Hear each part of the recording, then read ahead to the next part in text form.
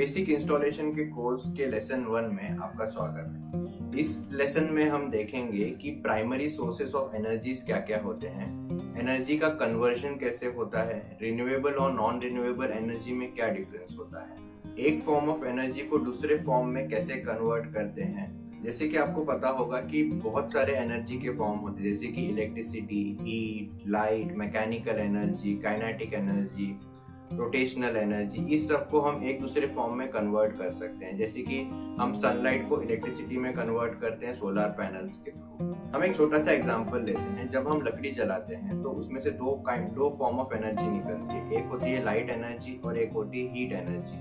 तो इस कन्वर्जन में क्या होता है, लकड़ी को हम एक केमिकल के रूप में देखते हैं क्योंकि उसमें केमिकल कॉम्पोजिशन से ही लकड़ी बनती है।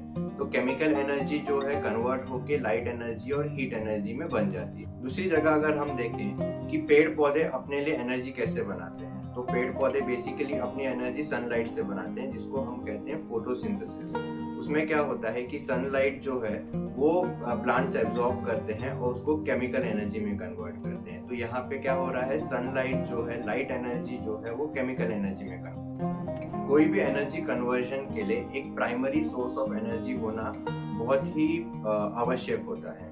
जैसे कि प्राइमरी सोर्स ऑफ एनर्जी अगर हम सन को देखें तो सन क्या करता है कि अपनी एनर्जी से प्लांट्स के लिए खाना बनाता है। जब प्लांट्स बड़े हो जाते हैं और वो मर जाते हैं तो उसका जो वुड है वो डीकम्पोज होके एक फॉसिल फ्यूल में कन्वर्ट हो जाता है, जो कि एक अनदर फॉर्म ऑफ एनर्जी है। अगर उसको सही तापमान, सही टेम्परेचर, सही टाइप ऑफ हीट, प्रेशर और अर्थ की ग्रेविटेशनल फोर्स उसको मिले तो वो कन्वर्ट हो जाता है मिनरल ऑयल्स में, क्रूड ऑयल में, नेचुरल गैस में। ये एक डिफरेंट फॉर्म ऑफ एनर्जी है।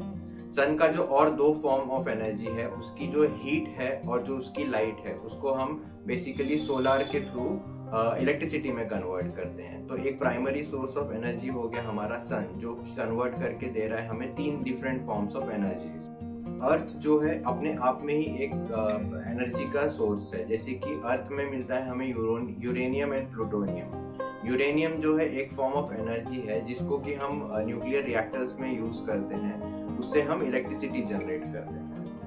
अर्थ की जो दूसरी फॉर्म ऑफ एनर्जी है वो उसके सैटेलाइट से आती है। सैटेलाइट जैसे कि मून हो गया, मून एक नेचुरल अर्थ का सैटेलाइट है। जैसे ही मून की पोजीशन चेंज होती है तो हमारा सी लेवल जो है वो राइज होता है और एक नीचे जाता है, तो वो उसको हम कहते हैं टाइडल एनर्जी। उस एनर्जी को भी हम यूज करके इलेक्ट्रिसिटी को जनरेट करते हैं। जो ट्रेडिशनल फॉर्म होते थे इलेक्ट्रिसिटी जनरेट करने के, वो एक जनरेटर से होते थे।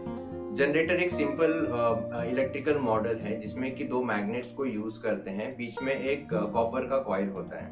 जब कॉपर की कॉइल में हम मूवमेंट क्रिएट करते हैं, मैग्नेट्स में मूवमेंट क्रिएट करते हैं, तो कॉपर की कॉइल में इलेक्ट्रॉन्स का फ्लो होता है जो कि इंड्यूस्ड करंट बन जाती है। अगर हम उसी जनरेटर को एक टरबाइन से कनेक्ट कर दें तो वो टरबाइन को घुमाने के लिए जो मैकेनिकल एनर्जी यूज होगी, जैसे कि स्टीम हो गई, जैसे कि वाटर का प्रेशर हो गया हाइड्रो इलेक्ट्रिक पावर प्लांट में, या जैसे कि विंड एनर्जी हो गई, तो वो जब टरबाइन मूव होगी तो उससे हमारी जो जनरेटर की कॉइल है वो मूव होगी और उससे एनर्जी प्रोड्यूस होगी। तो ये एक फॉर्म ऑफ एनर्जी हो गया कि हम विंड से जो एनर्जी प्रोड्यूस करते हैं वो कैसे करते हैं। हाइड्रो इलेक्ट्रिक में भी सेम होता है। टरबाइन को हम कनेक्ट कर देते हैं एक जनरेटर से।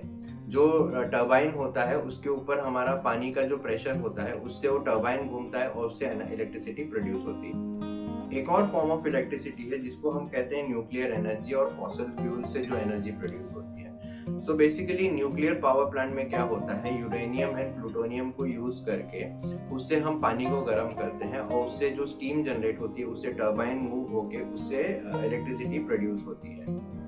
तो हम अब देखते हैं कि रिन्यूएबल एंड नॉन रिन्यूएबल इसमें से कौन कौन से टाइप के एनर्जीज होती हैं, या renewable and non renewable sources of energies क्या क्या हैं। तो बेसिकली जो हमने देखा कि न्यूक्लियर हो गया, फॉसिल फ्यूल्स हो गए जैसे कि पेट्रोल, कोल, ये सब कुछ होते हैं नॉन रिन्यूएबल एनर्जी सोर्सेस, जो कि एक लिमिटेड अमाउंट में हमारे अर्थ में प्रेजेंट है। जो अगर वो खत्म हो जाए तो हमारे पास एनर्जी के सोर्सेस नहीं बचेंगे।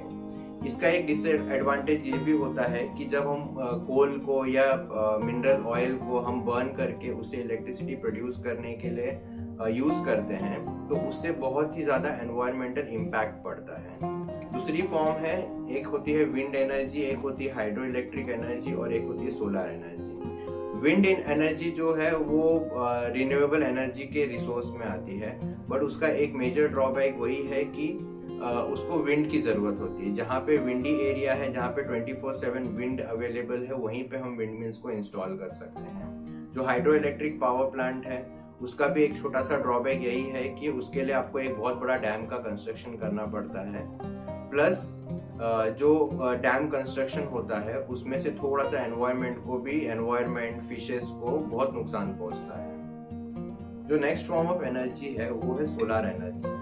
सोलर एनर्जी हम बेसिकली दो फॉर्म्स में यूज करते हैं। एक तो हम सोलर के थर्मल एनर्जी को यूज करते हैं, जो कि उससे हीट जनरेट होती है, उस एनर्जी को यूज करते हैं। हीट को हम कॉन्सेंट्रेटेड फॉर्म में स्टोर करते हैं और उससे इलेक्ट्रिसिटी प्रोड्यूस करते हैं। जो दूसरा फॉर्म है सोलर एनर्जी का वो है हमारे फोटोवोल्टिक मॉड्यूल। फोटोवोल्टिक मॉड्यूल मतलब जो लाइट से वोल्टेज क्रिएट करें उस टाइप के मॉड्यूल, उससे हम डायरेक्टली इलेक्ट्रिसिटी प्रोड्यूस कर सकते हैं।